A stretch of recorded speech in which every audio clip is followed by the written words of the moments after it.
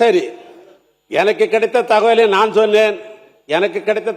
சொன்னேன். ஒரு பெருமைப்படுத்துவதற்காக வடார்காடு மாவட்டம் ஒரு பெரிய மாவட்டம்.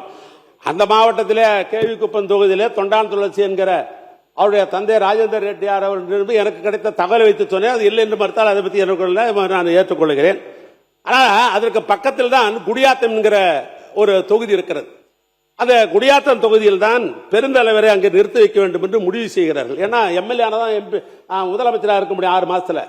அப்படிப்பட்ட நிலையில குடியாத்தத்தில் அவர் நிற்க வேண்டும் என்று முடிவு செய்த பொழுது அண்ணாவுடைய பெருந்தன்மை பாருங்கள், திராவிட முன்னேற்ற நிறுவன தலைவருடைய பெருந்தன்மை பாருங்கள்.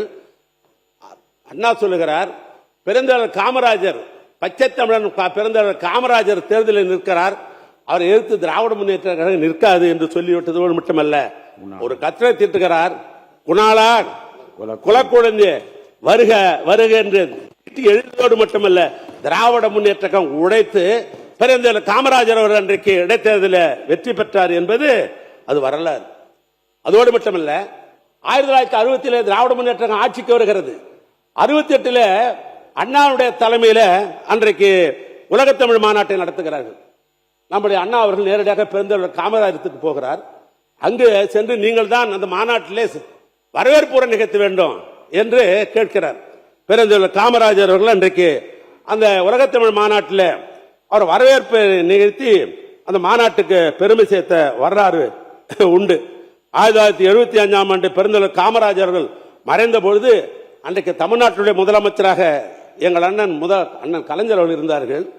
அவர் கேள்விப்பட்ட உடனே திருமலை நாயக்கர் தெருவுக்கு சென்று அவரே கிட்டிருந்து இரவு அன்றைக்கு மழை, அந்த மழையை கூட பாராமல் அவரே நேரடியாக சென்று அன்றைக்கு தமிழ்நாடு காங்கிரஸ் தலைவர் அந்த ராஜாராம் நாயுடு அழைத்துக் கொண்டு இடத்தை தேர்வு செய்து பெருந்தலைவர் காமராஜருடைய அந்த மறைவை அரசு மரியாதையுடன் பெருந்தலைவர் காமராஜருக்கு அரசு மரியாதையுடன் வைத்ததோடு மட்டுமல்ல, அவருக்கு சிலை அமைத்து மணிமண்டபம் கட்டிய தலைவரும் எங்களுடைய தலைவர் அண்ணன் கலைஞர் என்று சொன்னால் மிகையாகாது. கன்னியாகுமரி மாவட்டத்திலிருந்து வந்திருக்கிற நண்பர்களுக்கெல்லாம் தெரியும், கடற்கரையில் அனுமதியே கிடையாது என்று சொல்லிவிட்ட நேரத்தில் அண்ணன் கலைஞர் அன்றைக்கு ஒன்றிய அரசாங்கத்தை அணுகி இடத்தை பெற்று 1999 ஆண்டு பெருந்தலைவர் காமராஜருக்கு குமரமலையில் அவருக்கு மணிமண்டபம் கட்டிய தந்தரும் அண்ணன் கலைஞர் தான். பெருந்தலைவர் காமராஜருடைய பிறந்த நாளை கல்வி வளர்ச்சி நாள் என்று தனி சட்டத்தை உருவாக்கி அன்றைய பள்ளிக்கூடத்தில் பேச்சு போட்டி, கட்டுரை போட்டி அவைகள்லாம் வைக்க வேண்டும் என்று பெருமை சேர்த்தவர் கலைஞர் அவர்களான். ஆக அவர் மீது எங்களுக்கு இவ்வளவு பற்றுண்டு, பாசம் உண்டு, மரியாதை உண்டு, அதில் ஒன்று மாற்றம் அல்ல. நான் இந்த அரசை கேட்க விரும்புவது, இந்தியாவிலே பல்வேறு மாநிலங்கள் பின்பற்ற வேண்டும் என்ற ஒரு திட்டம். இன்னும் சொல்ல போனால் லண்டன் கனடா பகுதியிலே அதை நாங்கள் தொடர்ந்து நிறைவேற்ற போகிறோம் என்று சொன்ன திட்டம். அந்த திட்டத்தினுடைய பெயர் முதலமைச்சர் காலை உணவு திட்டம். நான் கேட்க விரும்புவது, அந்த காலை உணவு திட்டத்தை மாற்றி காமராஜர் பெருந்தலைவர் பெயரில் வைக்க வேண்டிய அவசியம் என்ன?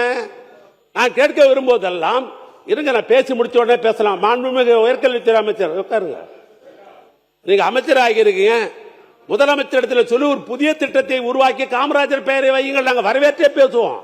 நான் கேட்க விரும்புவது, அது வேற என்ன பேர், இன்னும் அதில் ரகசியம் சொல்லட்டுமா? அந்த திட்டத்தை வருகிற பொழுது ஒரு டிஸ்கஷன் வருகிறது.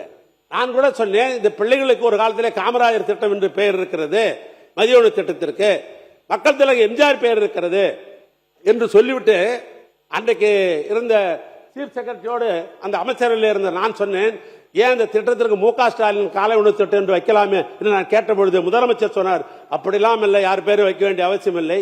முதலமைச்சர் என்பது பொதுவான பெயர், பொதுவான சொற்றொடர், அது யாரையும் குறிப்பது அல்ல.